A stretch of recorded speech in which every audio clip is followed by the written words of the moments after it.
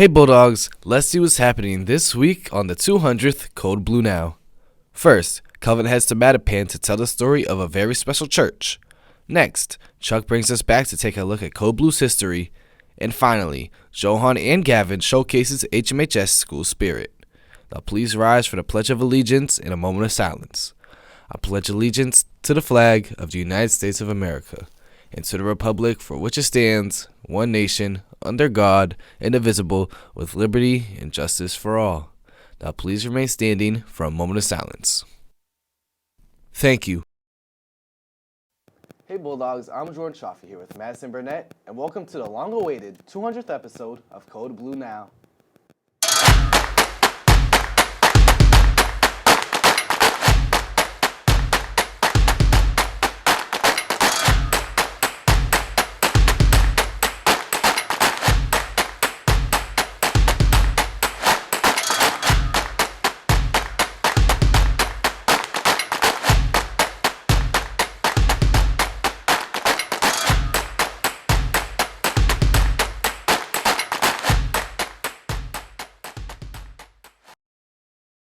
Wow, Jordan, after all this time, I cannot believe we've officially made it to our 200th episode, not to mention the last show of 2023.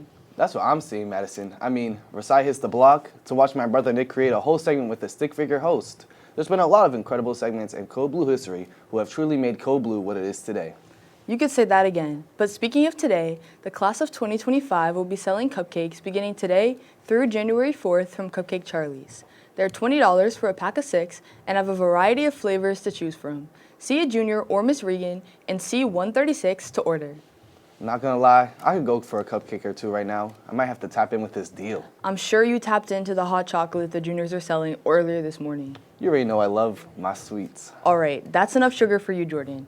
But let's reveal some exciting news. Congratulations to Miss Mitchell's homeroom for being on top for the Hunger Games. The 8th graders never disappoint. You know what never disappoints? Remembering that this is the 200th episode. We gotta make it count more than anything. You definitely got me with that one, JC. But with that said, let's hand the mic over to Kelvin.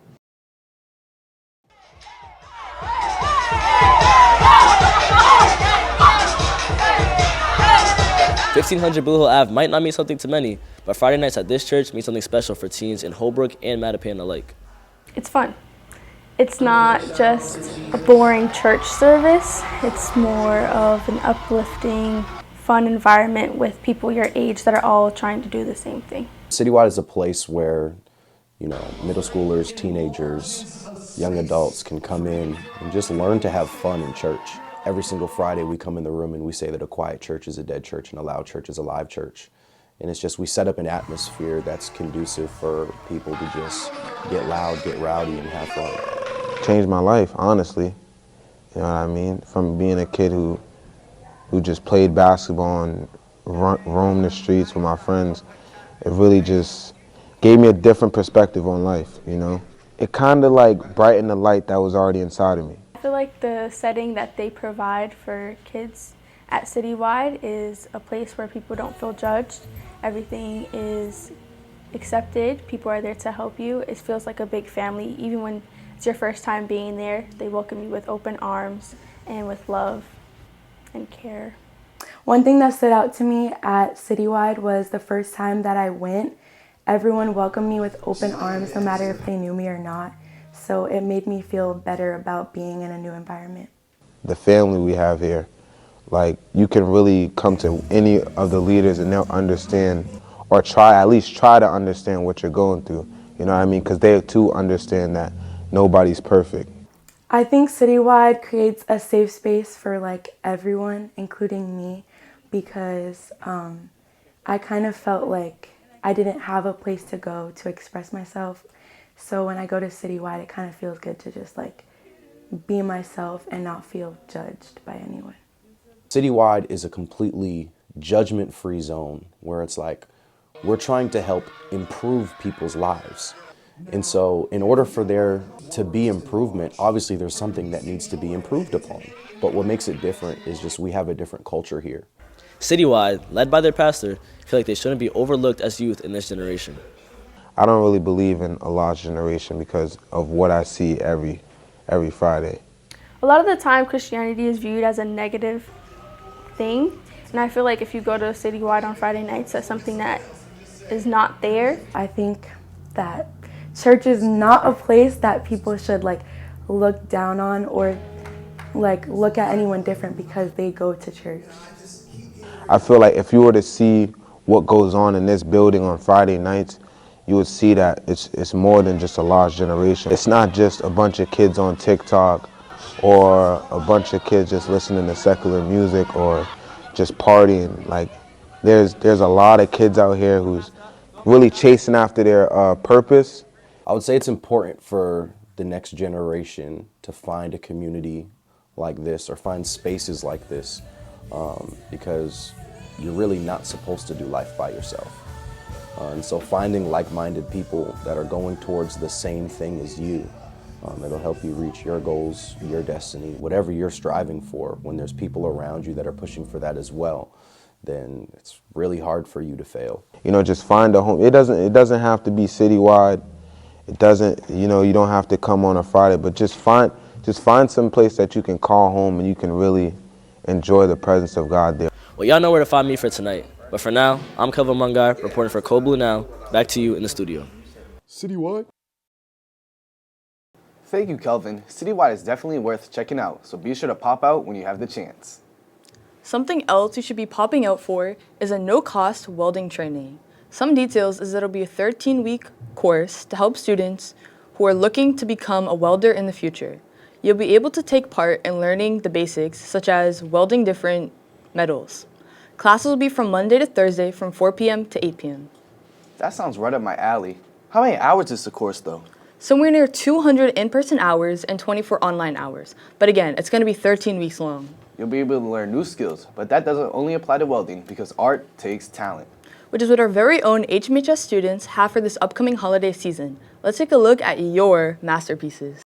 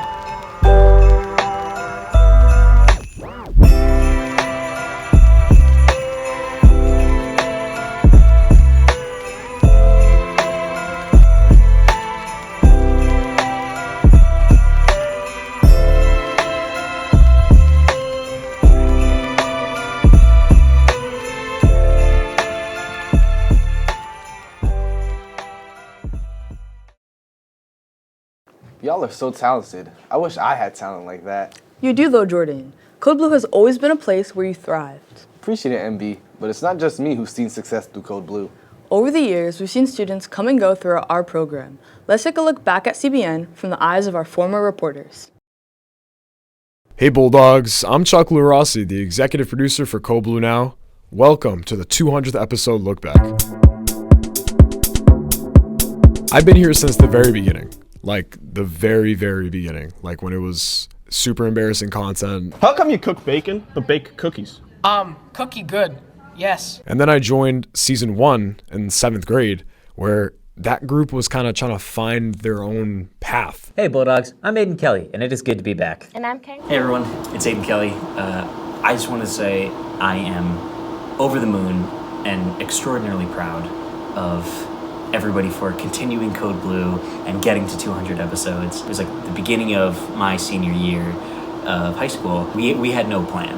It was the first time we had really ever done something like this. Me and Zach had talked about it, ad nauseum throughout the years and being like, let's do a news thing, let's do this, let's do that, because of the club that started. Season 2 and 3 kind of brought the journalism side of things into it. This was super important to kind of the entire turn that we had here, where it was a turnover from nothing but entertainment for 3 straight segments into legitimate news packages. It was super important for season 2 and 3 to kind of pick that up and become its own brand. So for the ill-informed, season 1 and season 2 had very different vibes. Season 2 is very similar to the Code Blue that you see today. Season 1 was very much take a camera, get out there and have some fun. Respect to those guys, they did what they did. It was the beginning. But season 2, we truly had like a group that wanted to make news type stuff. It was like absolute peak of life. We just went out every single day with the stupidest possible ideas, and then we would just randomly make a segment about like COVID or Kobe dying. Like, it was very mixed, but it worked. Season 4 and Season 5 saw a change in crew. I saw a change in new faces and new ideas coming to the program. They were creating legitimate stories, and we got to see new perspectives on journalism and new perspectives when it came to the entertainment side of things that we do. In Season 5 and Season 6, I was finally cemented as the executive producer, and in Season 5, I was with Kai Forbes. I finally got to be a part of this when I was kind of on the outside looking in as I was helping my brother and helping everybody else in those classes create their stories. To me, it was super important as a creator and also as an executive producer to take little things from each season, from each person, from each crew, and kind of mold them into the person that I am today. And I also wanted to thank the Season 6 crew for being absolutely amazing when it comes to the day-to-days, creating amazing packages. It just feels like we're truly a family, and the 200th episode really makes me remember that. For Code Blue Now, I'm Chuck Luarasi. Back to you in the studio. Man, that brought me down memory lane. Thanks for that, Chuck. Before we conclude the show, there is still some pretty serious business that we need to address. Marco, let's get sports going. Welcome back to the Sports Report. The boys varsity basketball team has won their last 3 games in a row, advancing their record to 4-1. The girls varsity basketball team has also won their last 3 games in a row, advancing their record to 3-1. Well, that's all for me. Back to you at the desk. Hobart sports are doing their thing. And speaking of doing your thing in sports, on Tuesday, senior captain Armani Perkins hit 1,000 points for the HMHS basketball team. Despite this only being his 3rd year at the school, he still managed to break a big milestone. Following in the footsteps of his old teammate Owen Burke, Armani scored a bucket at home with the assist from his nephew, Alan Brown. We here at Code Blue Now want to congratulate Armani on his achievement. Congratulations to you, Armani, and honestly, a big congrats to the entire school. We are this much closer to making it to winter break. Indeed, and I think Johan and Gavin covered the entirety of the 2023 Winter Spirit Week, so let's not waste any more time. Take it away, guys. Ho, ho, ho! Merry Christmas! Yeah, Flaggy J, Day 1 of Spirit Week, Merry Monday. How are you celebrating Merry Monday today? I'm not. Why not? No school spirit. No school spirit. How are you celebrating Merry Monday? Spaghetti. How are you celebrating Merry Monday on this very Monday? I don't think it's merry, so I'm not really doing anything. Why wouldn't it be merry? Because it's not Christmas yet, so it's not merry yet. Ho, ho, ho! Merry Christmas! That wraps it up for this very Monday. So, we'll see you tomorrow. It is Ugly Sweater Tuesday. I really hope that more people dressed up than yesterday. Why am I not wearing an ugly sweater? Well, one, we're at HMHS, and to me, it's always, we're always trying to rock the blue. I think as much school spirit as possible. What is she yapping about? Someone tell me, what is she yapping about? Dylan Fox. What inspired you today to wear this ugly sweater? You. Wait, actually, what inspired you to wear this? I actually kind of like it. So I was going to use my mom's old ugly sweater. It was too bad. She's actually wearing it. Well, sadly, it's the last day I'm ever going to wear it because it was ruined in the attic. It melted on a candle. Day 2, no energy. I'm tired. I don't want to be here today. See you tomorrow with, what's tomorrow? Winter Wonderland. I don't know what that will be, but John will see you there.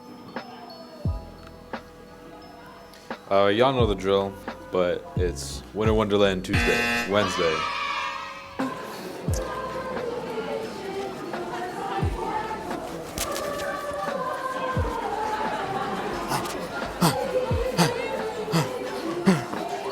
What do we got on for Winter Wonderland Wednesday?